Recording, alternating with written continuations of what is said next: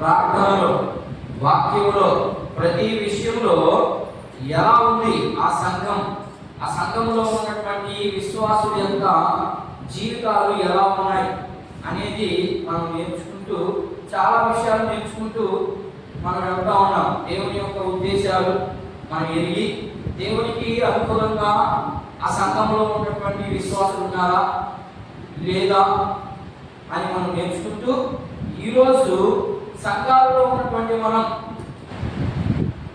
మన జీవితం ఎలా ఉంది, దేవునికి అనుకూలంగా ఉందా లేకపోతే దేవునికి వేరేగా ఉందా అనేది మనం నేర్చుకుంటూ ముందుకు వెళ్తా ఉన్నాం. అందులో చాలా విషయాలు నేర్చుకున్నాం.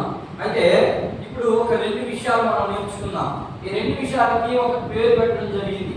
ఆ పేరు ఏంటో మనం వాక్యాన్ని చదివి ఆ తరువాత ఆ పేరు ఈ చదవబడినటువంటి వాక్య భాగానికి పెట్టొచ్చా పెట్టకూడదు అనేది మీరే డిసైడ్ చేస్తారు.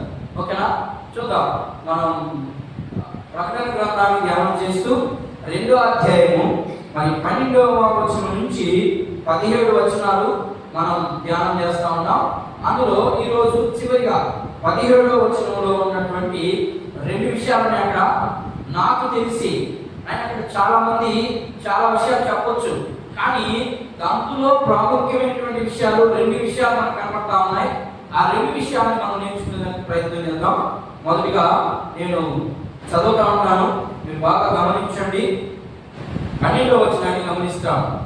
ఖడ్గమాలో ఉన్న సంఘపు దూతకు ఇలాగు రాయము, వాడి అయినా 2 అంచులు కలిగిన ఖడ్గము వాడు చెప్పు సంగతి లేవనగా, సాతాను సింహాసన స్థలములోను నీవు కాపురం ఉన్నావని నేను ఎరుగుదును, మరియు సాతాను కాపురం ఉన్న ఆ స్థలములో నా యందు విశ్వాసమై ఉండి నన్ను గురించి సాక్షి అయిన అంతిపాను వాడు మీ మధ్యన చంపబడిన దినములలో నీవు నా నామమును గట్టిగా చేపట్టి నా అందరి విశ్వాసమును విసర్జింపలేదని నేను ఎరుగుదును.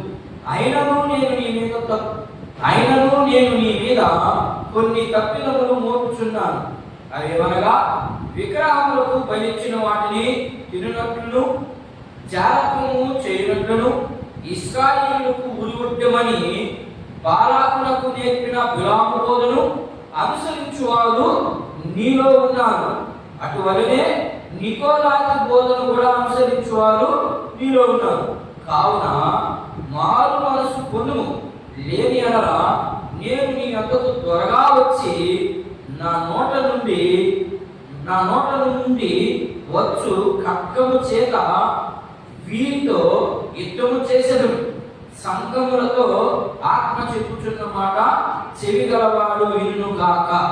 జయించు వానికి మరుగై ఉన్న మన్నాను భుజింపనిత్తును, మరియు అతనికి తెల్ల రాతినిత్తును.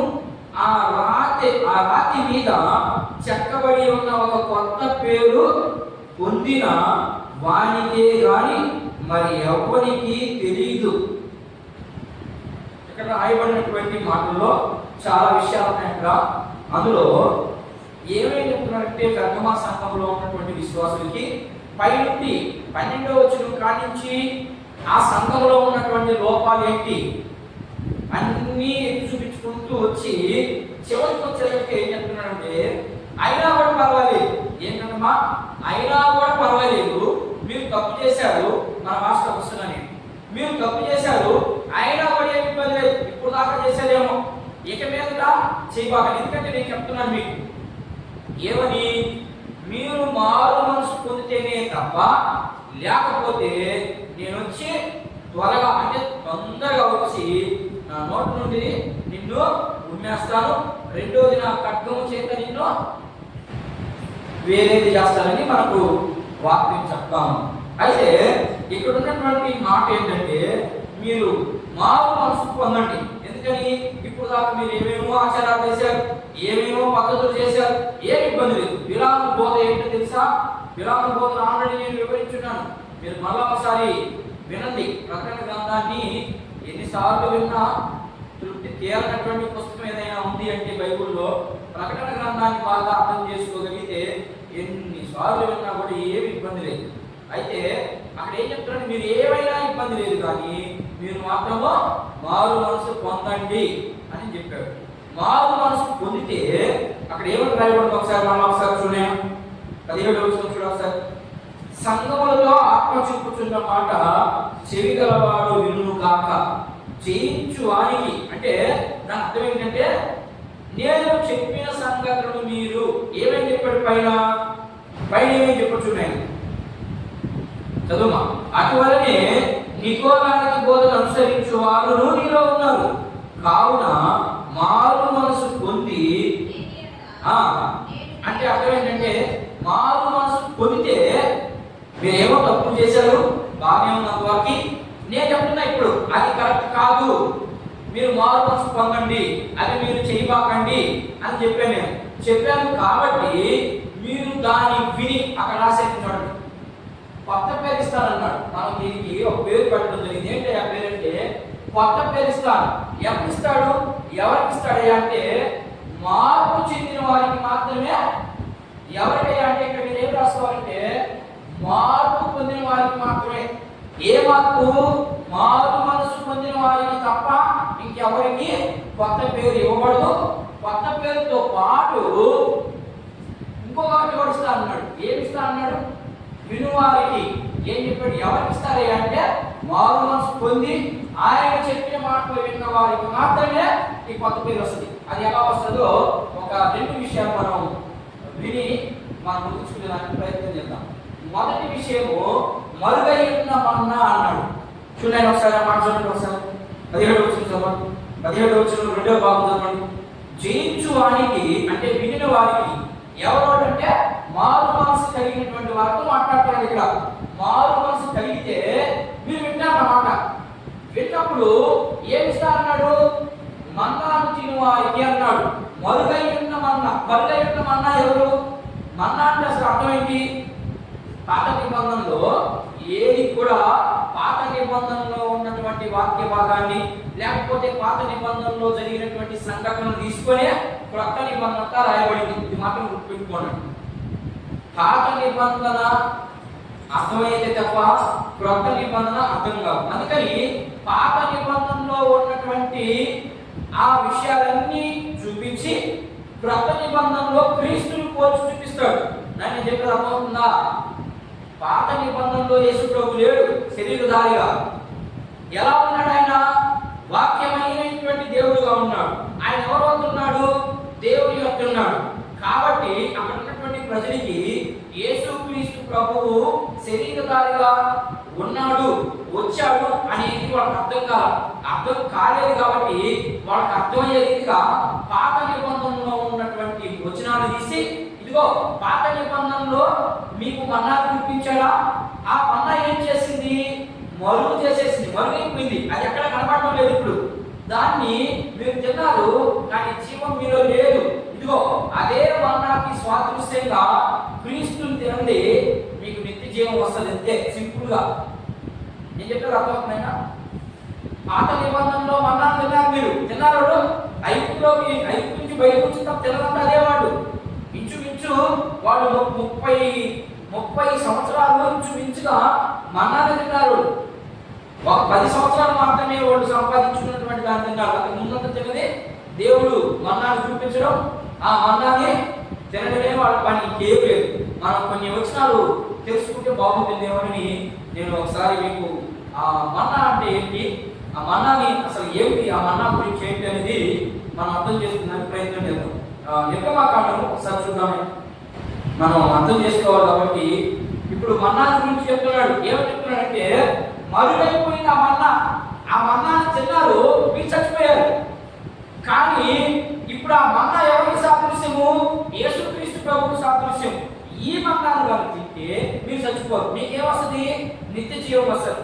నిత్య జీవం వస్తే అక్కడ ఏమని పిలుస్తాడు? నిన్ను అక్కడ ఏమని పిలుస్తాడమ్మా? కొత్త పేరుతో పిలుస్తాడు. ఎవరికి, ఎక్కడ, ఎలాంటి వారికి అనేది నేను ఇప్పుడు కొంచెం చూపిస్తాను. చూద్దాం, చదువు. నిర్గమకాండము 16వ అధ్యాయం 14వ వచనం నుంచి మనం 31 వచనం నాకు చదవాలి. అందులో ముఖ్యమైనటువంటి వచనాలు, అన్ని ముఖ్యమైన వచనాలే, కొన్ని చదివి మనం అర్థం చేసుకునే ప్రయత్నం చేద్దాం. చదవండి. 16వ అధ్యాయము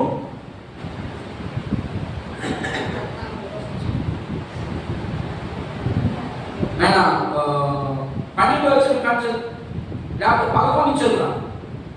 అప్పుడు యెహోవా మోషేతో ఇట్లనెను, నేను ఇశ్రాయేలీయులు సనుగడను వింటిని. నీవు సాయంకాలము మీరు మాంసము తిందురు, ఉదయమున ఆహారము చేత తృప్తి పొందుదురు. అప్పుడు మీ దేవుడైనను యెహోవాను నేనే అని మీరు తెలుసుకుందురని వారితో చెప్పు. ఎవరితో చెప్పేటప్పుడు దేవుడు మోషే అహరోనుతో చెప్తున్నాడు. మోషే వెళ్ళాడు, అయ్యా ఇశ్రాయేలు ప్రజలకు మాంసం లేదంట, వాళ్ళు సప్పిడన్నం సవిశాఖ భోజనం తింటున్నారని నా మీద చదువుకుంటా ఉన్నారు. ఎందుకయ్యా మమ్మల్ని ఐగుప్తు నుంచి తీసుకొచ్చావు? అక్కడైతే లక్షణంగా మేము చేపలు మాంసం తింటున్నాం, ఈడ మాకు మాంసం లేదు, ఏమీ లేదు అని నా మీదకి ఎవరైనా వస్తున్నారయ్యా, ఏం చేయమంటారు ప్రభు అంటే, అప్పుడు ఆయన అంటున్నాడు, ఆ సరుగంతా నేను విన్నా. ఆయన విన్నాడు ఎవరెవరు చదువుకుంటున్నారో ఎవరెవరు కొనుక్కుంటున్నారో అన్ని ఆయన తెలుసు. ఒకవేళ నీకు నాకు తెలియకపోవచ్చేమో.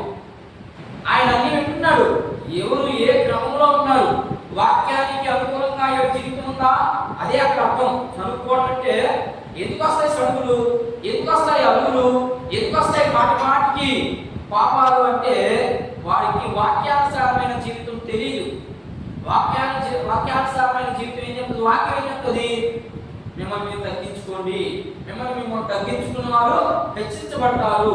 ఏ విషయంలో? ప్రతి విషయంలో హెచ్చించబడతారు. ఒక దేవుని విషయంలోనే కాదు, ఏ విషయంలో హెచ్చించబడతారని వాక్యం చెప్తా ఉంది. కానీ మనం మాత్రం తగ్గించబడం కాబట్టి మన కుటుంబాలు దరిద్రతను అనిపిస్తున్నాయి. అంతే. దేవుడు చెప్పింది చెయ్యకపోతే మన కుటుంబాలకు పట్టేది దరిద్రతే. అర్థం చేసుకున్నానికి ప్రయత్నం చేయండి. ఇక్కడ అదే చెప్పాడు, వాళ్ళు కొనిగారు. ఇశ్రాయేలీయులు ఐగుప్తు నుంచి వచ్చి వాళ్ళు భోజనం తింటున్నారు కదా, వాళ్ళకి పాలు తేనెలు ప్రవహించే దేశాన్ని ఇస్తానని దేవుడు వాగ్దానం చేసి బయటికి తీసుకొస్తే, మోషే ద్వారా ఎన్ని అద్భుతాలు చేస్తే ఇప్పుడు మోషే మీద తిరుగుబాటు చేశాడు. తిరుగుబాటు చేసి, ఏమయ్యా మోషే, నాకు మాంసం పెట్టి ఒక రోజన్నా, మాంసం అవసరమా? ఏమన్నా నిత్య జీవం అవసరమా? మాంసం అవసరమా? నిత్య జీవం అవసరం. నిత్య జీవం కోసం కష్టపడాలి.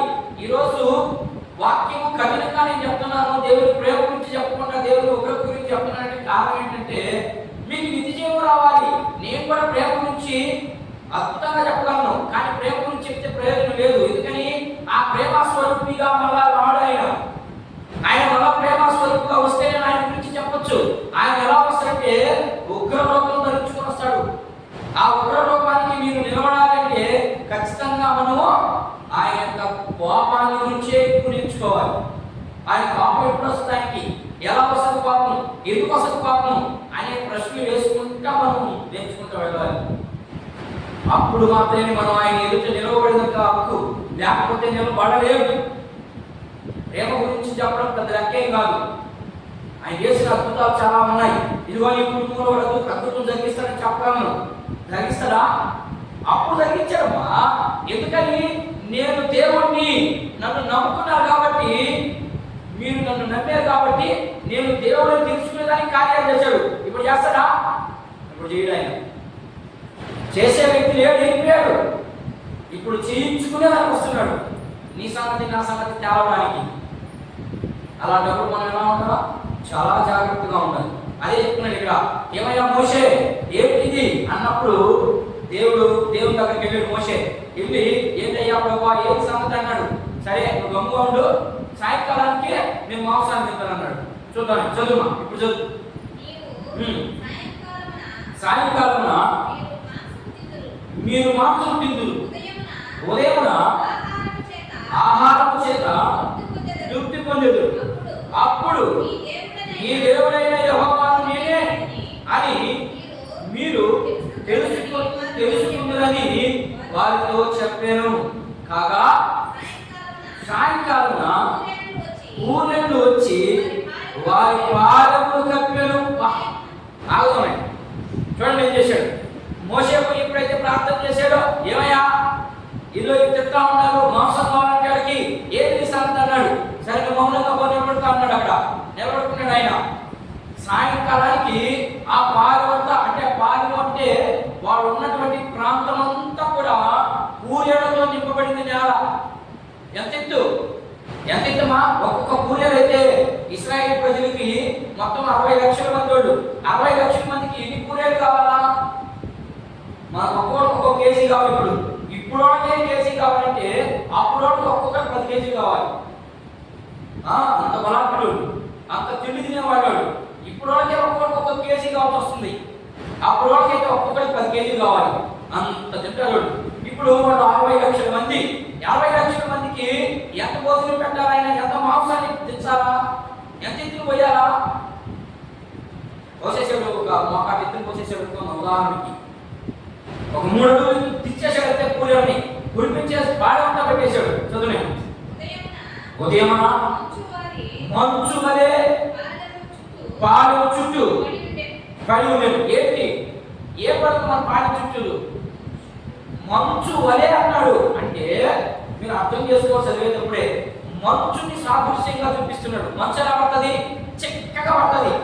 మంచు ఎక్కడ కొంత తెరపగా దగ్గర పడుతుందా? ఏం పడుతుంది? సూర్యంగా ఉన్న ప్రాంతం అంతా కూడా మంచు ఒకే లెవెల్లో పడుతుంది. అలాగే ఆ పాలు ఒకే లెవెల్లో పడుతుందంట. ఏంటి? పూరేళ్ల గుంపు. అది అక్కడ అర్థం. ఇప్పుడు చదువుతాం. పడిన మంచు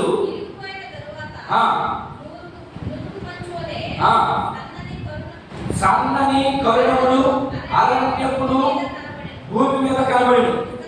ఇశ్రాయేలు దాన్ని చూసినప్పుడు అది ఏమైందని తెలియక ఇదేమి ఒకరితో ఒకరు అక్కడ ఇదేమి అక్కడ ఫుట్ నోట్లో ఏదో రాయబడి చూడండి ఒకసారి.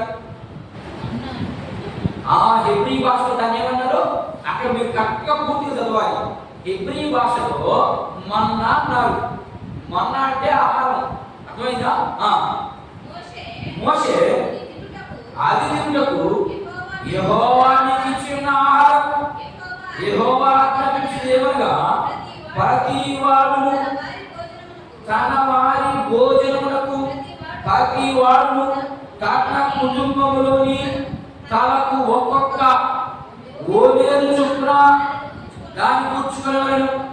ఒక్కొక్కడు తన గుడారంలో ఉన్న వారి కొరకు కూర్చుకునేవాడు. ఇశ్రాయేలును చేయుటగా కొందరు హెచ్చుగా కొందరు తక్కువగా కూర్చుకుని వారు ఓవేలుతో కూర్చున్నప్పుడు హెచ్చుగా కూర్చుకున్న వారికి ఎక్కువగాను మిగలలేదు, తక్కువగా కూర్చున్న వారికి తక్కువ కాలేదు. వారు తమ ఇంటి వారి భోజనములకు సరిగ్గా కూర్చుకుని. చూడండి ఏం చేశాడు ఇక్కడ. వీళ్ళు అదరాబాద్ వెళ్ళారు. వెళ్ళి 10 మంది అంతా ఏం కూర్చుకున్నారు? 10 గిన్నెలు తెచ్చేసుకున్నారు. ఒకరున్నాడు. ఇప్పుడు ఉన్నారు ఇంట్లో.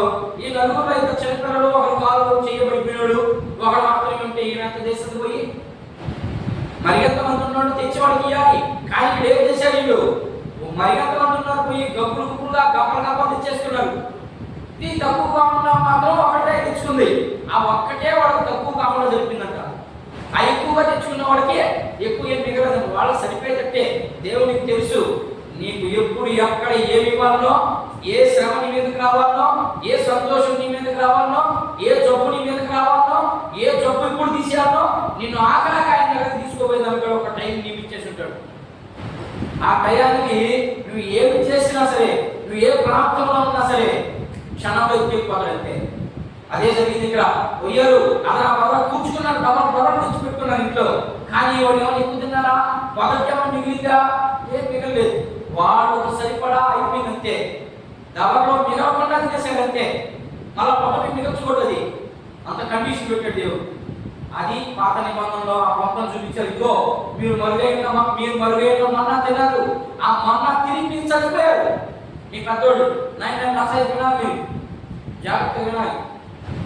మీరు మరుగైన మన్నాన్ని తెచ్చుకున్నారు, తిన్నారు, చచ్చిపోయారు. అరణ్యంలో రాలిపోయారు. పెట్టలు రాలిపోయాడు. రేపు ఆదివారం అదే మన ప్రసంగం. ఎందుకు రాలిపోయారు అరణ్యంలో?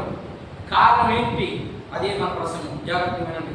అయితే మీ అరణ్యంలో వీళ్ళందరూ రాలిపోయారు, తిన్నారు, చచ్చిపోయారు.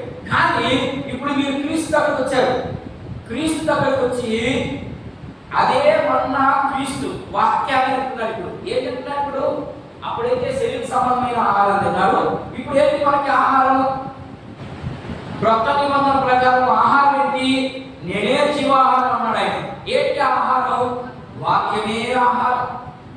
ఈ వాక్యాన్ని తినాలి మనం బాగా, అప్పుడు శరీరానికి ఆత్మకి బలం. అట్లని భోజనం చేయకూడదు నా ఉద్దేశం.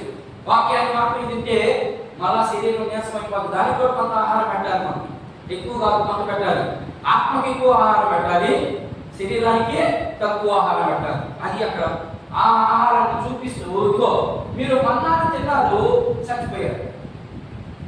ఇప్పుడు ఆ మన్నా ఎవరయ్యా అంటే క్రీస్తే మన్నా. మీరు వాక్యాన్ని తినండి, వాక్యాన్ని తిన్నప్పుడు నేను చెప్పింది మీరు వింటారు. వింటే మీకేమొస్తుందని రాసింది అక్కడ. ఇప్పుడు దీనిపైన పదకొండు అది యోహాను సువార్తలో ఇంకొక మాట చదివి మనం పోదాం. ఆయన యోహాను సువార్త ఆ మన్నా ఎవరో చూద్దాం. ఆ మన్నా ఎవరో చూద్దాం ఒకసారి. యోహాను సువార్త 6వ అధ్యాయం 31 నుంచి మనం చదువుకుంటే వెళ్తాం.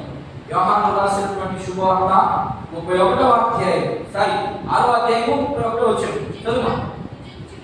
భుజించుటకు ఆ పరలోకము నుండి ఆయన ఆహారము వారికి అనుగ్రహించు. ఎవరి ఆహారము? పరలోకం నుండి అన్నాడు. పరలోకం నుండి ఆయన భుజించుటకు ఆహారం అనుగ్రహించాడు. ఎవరైనా చదువు అని ఏం రాయబడింది? ఎక్కడ రాయబడింది అన్నమాట? నేను చెప్పేది అర్థమవుతుందా? తలకాయ తీసుకోబాకండి, పిచ్చి పట్టి ఏంది పిచ్చి పిచ్చిగా ఉందనుకోబాకండి. చెప్పేది వినండి, వింటేనే అర్థమవుతుంది. మీరు ఏం చదివినా మీకు అర్థం కాదు. ఏమని రాయబడింది అక్కడ? పరలోకం నుండి మీకు ఆహారం పంపిస్తున్నాడు. ఎక్కడ పంపించాడు పరలోకం నుండి ఆహారం? నిర్గమకాండలో పంపించాడు. పిచ్చోళ్ళని చూసుకోండి. మీ పితరులకి నిర్గమకాండము మరి 16వ అధ్యాయంలో రాయబడిన మాటలన్నీ కూడా పరలోకం నుంచి వచ్చిన ఆహారం అది, అంతే కదా. పైకి వెళ్ళి ఎవరిని కానీ ఆహారం వేసారా? ఏమీ లేదు, దేవుడే పంపించాడు. అదే ఆహారాన్ని చెప్పబడినట్టు మన పితరులు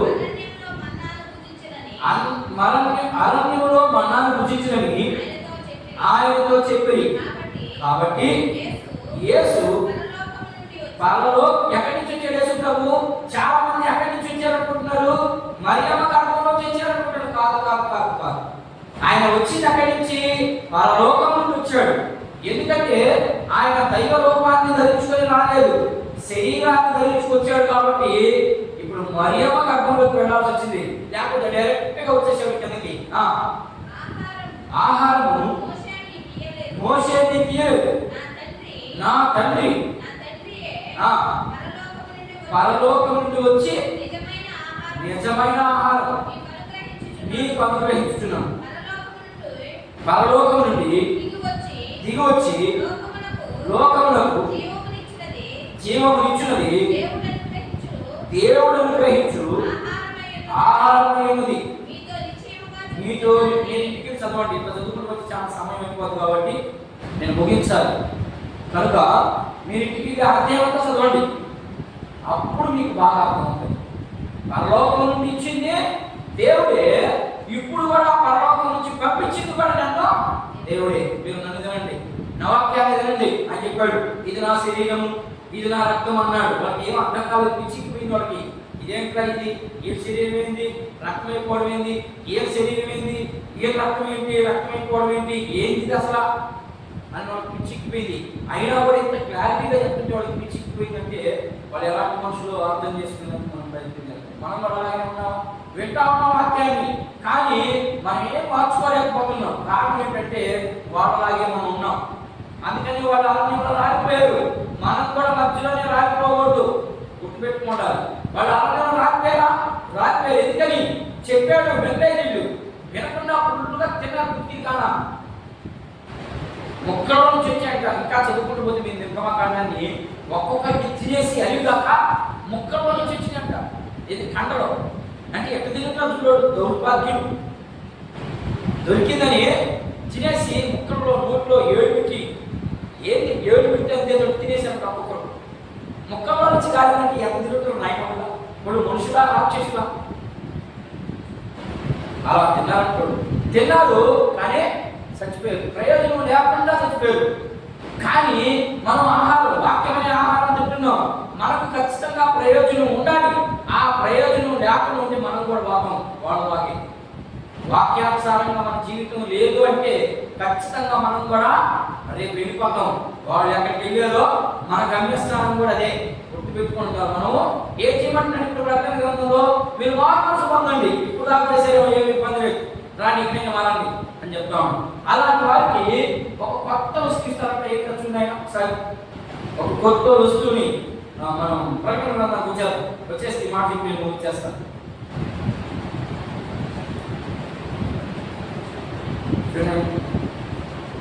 ప్రకటన గ్రంథం 17వ అధ్యాయంలో ఇప్పుడు మరుగైన మన్నాను గురించి మాత్రమే మనం నేర్చుకున్నాం. ఆ తర్వాత వెంటనే ఒక పేరు చదవండి.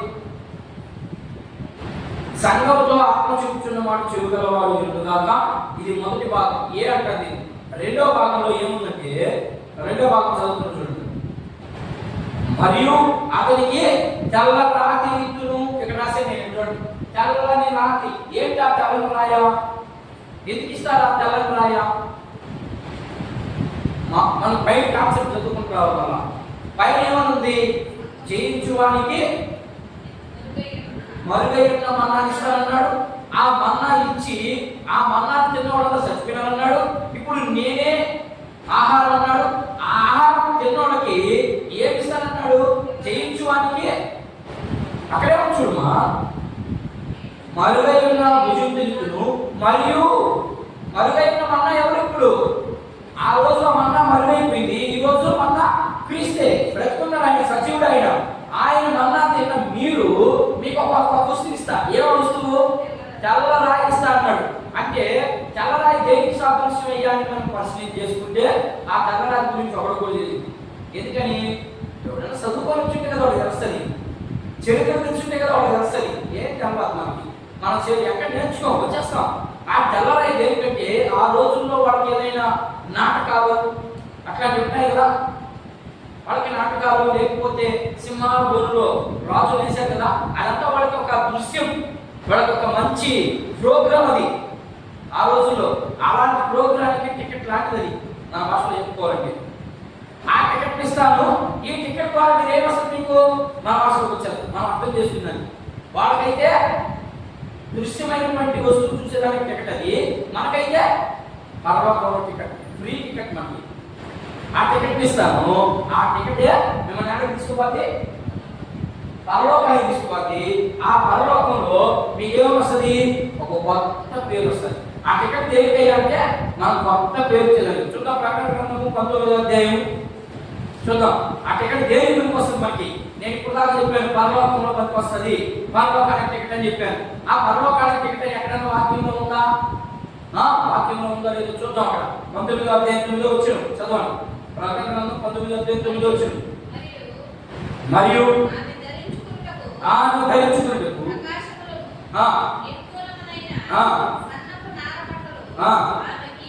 ఆమె ఇవ్వబడు. అవి పరిశుద్ధులకు నీతి క్రియలు. మరియు అతడు ఇలాగ చెప్పాడు. దేనికమ్మా? గొర్రె పిల్ల. ఏంటమ్మా? విన్నారా?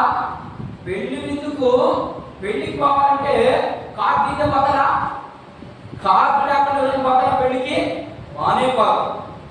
అలాంటిది ఇప్పుడు ఆ కార్డు ఏంటి అంటే తెల్లరాయ.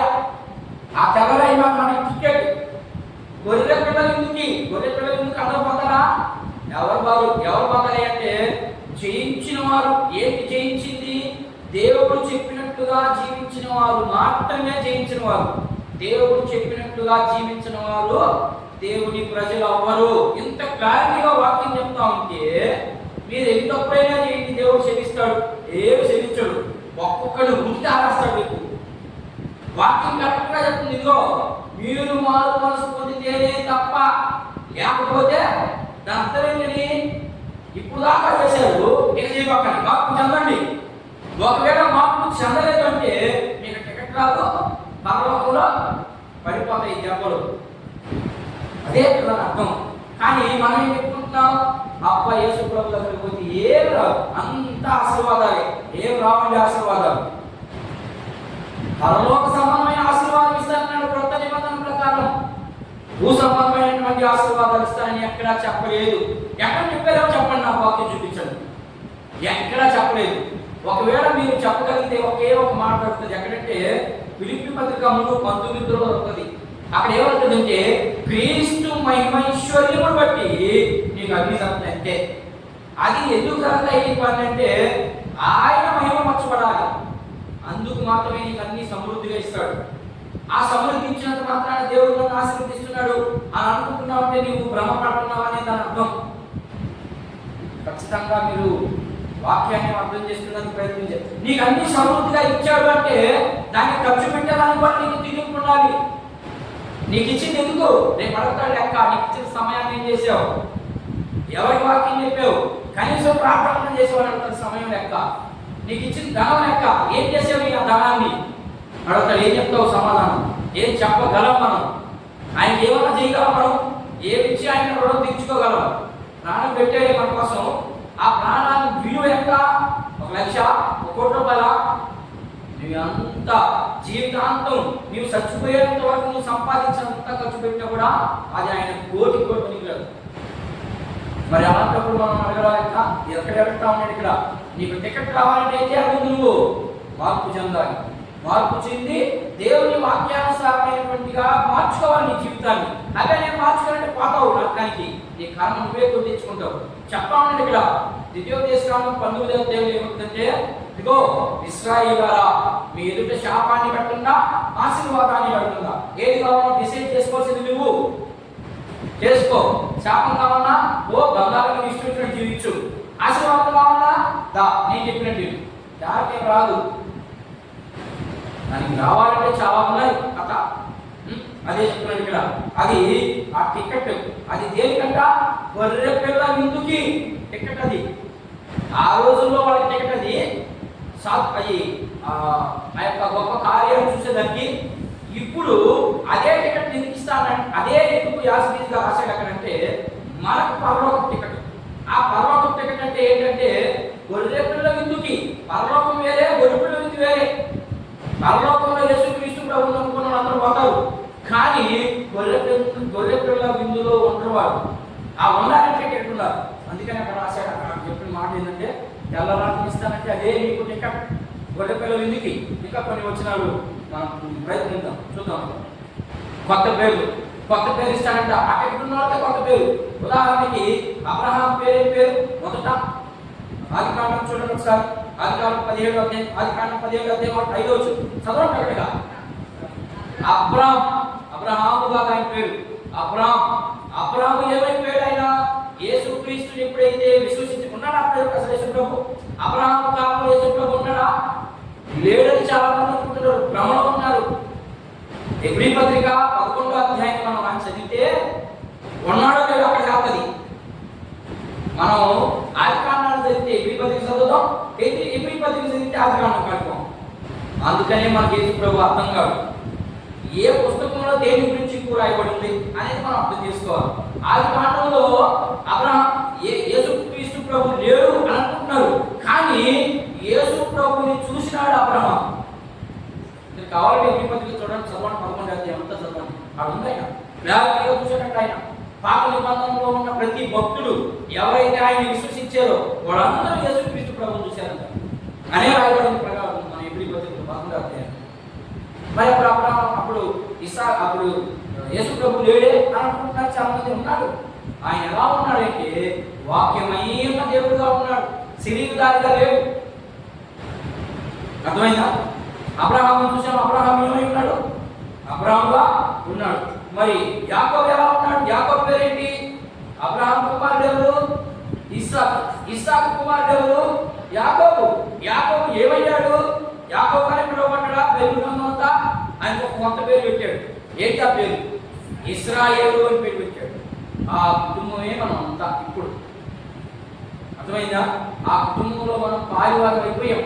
ఎలా అయిపోయామంటే దానికే వారు మనసు, రక్షణ, అపక్షమాపణ, పోయమ్మ చాలా ఉన్నాయి. ఇవన్నీ ఉండగలిగితేనే మనం ఆయన పిల్లలు అవుతాం, లేకపోతే ఆయన పిల్లలు అవుతాం. అది అక్కడ లాస్ట్గా చెప్పబడినటువంటి మాట.